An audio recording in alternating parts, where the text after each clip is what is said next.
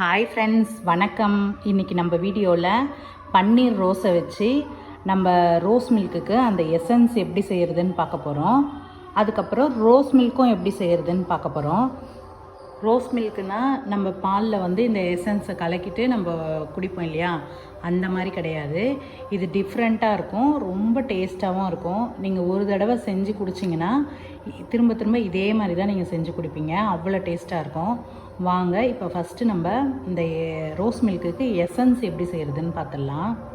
இதுக்கு வந்து நான் பன்னீர் ரோஸு ஒரு 100 கிராம் அளவு எடுத்து காம்பெல்லாம் எடுத்துட்டு வெறும் அந்த இதழை மட்டும் நான் எடுத்து வச்சுருக்கேன். இதை வந்து நம்ம தூசி அதெல்லாம் இருக்கும், அதனால் ஒரு 2 தடவை நம்ம நல்லா அலசிக்கலாம். இந்த எசன்ஸ் வந்து நம்ம வந்து கொஞ்சமாக தான் செய்கிறோம். நீங்கள் நிறைய செஞ்சு கூட பாட்டிலில் ஊற்றி ஃப்ரிட்ஜில் ஸ்டோர் பண்ணி வச்சுக்கிட்டு ரோஸ் மில்க்கு தேவைப்படும் போதெல்லாம் நீங்கள் இதை எடுத்து யூஸ் பண்ணிக்கலாம். நம்ம 100 கிராம் செய்கிறதுனால ஒரு டம்ளர் அளவு அவ்வளோதான் வரும், நம்ம குறைவாக தான் செய்கிறோம். இப்போ இந்த ரோஸை வந்து நான் நல்லா அலசிட்டேன். இப்போ தண்ணி இல்லாமல் எடுத்து மிக்ஸி ஜாரில் சேர்த்து ஒரு ஓட்டி எடுத்துகிட்டு வந்துட்டேன். இப்போ வந்து இதில் வந்து நம்ம அப்படியே செஞ்சோன்னா கலர் வராது, அதனால் பீட்ரூட்டு சும்மா குட்டி குட்டியாக ஒரு 3 துண்டு அளவு நான் போட்டு நல்லா நம்ம அரைச்சிக்கலாம். இது சரியாக மைய மாட்டேங்குது, அதனால் நான் வந்து ஒரு 2 ஸ்பூன் அளவு தண்ணி விட்டு நல்லா அரைச்சி எடுத்துகிட்டு வந்துட்டேன். இப்போது இது இப்படியே இருக்கட்டும். ஸ்டவ்வை பற்ற வச்சுட்டு நான் ஒரு பாத்திரம் வச்சு ஒரு 2 டம்ளர் அளவு தண்ணி ஊற்றி ஒரு 100 கிராம் நம்ம வந்து ரோஜா இதழ் எடுத்தோம், அதனால் 100 கிராம் அளவே நான் சர்க்கரையை போட்டு நல்லா ஒரு கம்பி பதம் வர வரைக்கும் நம்ம கலந்து கொடுத்துட்டு இருக்கணும்.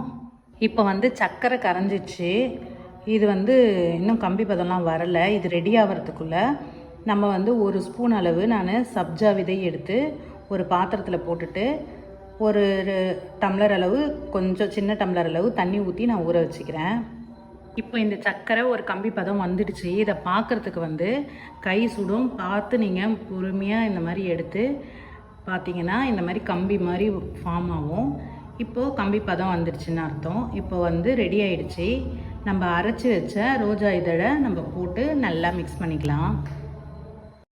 இப்போ ஒரு நிமிஷம் நல்லா மிக்ஸ் பண்ணிவிட்டு நம்ம உடனே ஸ்டவ் ஆஃப் பண்ணிடலாம். போதும், சூப்பராக ரெடி ஆகிடுச்சு.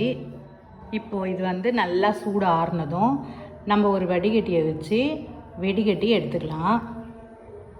நான் வந்து தண்ணி வெடிகட்டுறதுலையே தான் வெடிகட்டுறேன். நீங்கள் காட்டன் துணி இருந்தால் கூட வெடிகட்டிக்கலாம், நல்லா ஈஸியாக இருக்கும். இப்போ வந்து நான் வெடிகட்டி எடுத்துக்கிட்டேன். ஒரு டம்ளர் அளவுக்கு தான் எனக்கு அந்த எசன்ஸ் வந்தது. வெடிகட்டி எடுத்தோம்ல, அந்த திப்பியை வந்து வேஸ்ட் பண்ணாதீங்க, சூப்பராக இருக்கும். ப்ரெட்டில் வந்து ஜாம் தடவுற மாதிரி தடவிட்டு சாப்பிட்டிங்கன்னா சூப்பராக இருக்கும். நீங்களும் ட்ரை பண்ணி பாருங்கள். இப்போ வந்து நம்ம ரோஸ் மில்க் எப்படி செய்கிறதுன்னு பார்த்துடலாம். அதுக்கு ஒரு 2 டம்ளர் அளவு நான் காய்ச்சின பால் தான் இது. இதை திருப்பி நான் ஸ்டவ்வில் பற்ற வச்சு நான் சூடுபடுத்திக்கிறேன். இது சூடாகிறதுக்குள்ளே நம்ம ஒரு 6 முந்திரி ஒரு ஏலக்காவை போட்டு நான் மிக்ஸி ஜாரில் அரைச்சி எடுத்துகிட்டு வந்துடுறேன். இப்போ பால் நல்லா கொதிச்சிடுச்சு. நம்ம அரைச்சி வச்ச முந்திரி ஏலக்காவை போட்டு நல்லா மிக்ஸ் பண்ணிக்கலாம் கட்டி இல்லாமல். இப்போ நான் ஸ்டவ்வை ஆஃப் பண்ணிவிட்டு தான் நான் மிக்ஸ் பண்ணுறேன். இப்போ நல்லா இது சூடு ஆறுனதுக்கப்புறம் நம்ம செஞ்சு வச்ச எசன்ஸை ஒரு 4 ஸ்பூன் அளவுக்கு நான் ஊற்றிக்கிறேன். 2 டம்ளர்ன்றதுனால நான் 4 ஸ்பூன் அளவு ஊற்றுறேன். நீங்கள் 1 டம்ளர்னால் 2 ஸ்பூன் அளவு ஊற்றினாலே போதும், கரெக்டாக இருக்கும். இப்போ வந்து சூப்பராக கலர் வந்துச்சு பாருங்கள். இப்போ இதை வந்து நம்ம மிக்ஸி ஜாரில் ஊற்றிட்டு ஒரு அடி அடித்து எடுத்துகிட்டு வந்துடலாம். மிக்ஸி ஜாரில் நம்ம ஏன் அடிக்கிறோன்னா இது வந்து நுரைச்சிக்கிட்டு சூப்பராக இருக்கும், எல்லாம் மிக்ஸ் ஆகி டேஸ்ட்டு வேறு லெவலில் இருக்கும். நீங்கள் கண்டிப்பாக செஞ்சு பார்த்துட்டு எப்படி இருக்குன்ட்டு சொல்லுங்கள். இப்போ இதை வந்து வேறு பாத்திரத்துக்கு நான் மாற்றிட்டு நம்ம ஊற வச்சோம் இல்லையா சப்ஜா விதை, அது நல்லா ஊறிடுச்சு.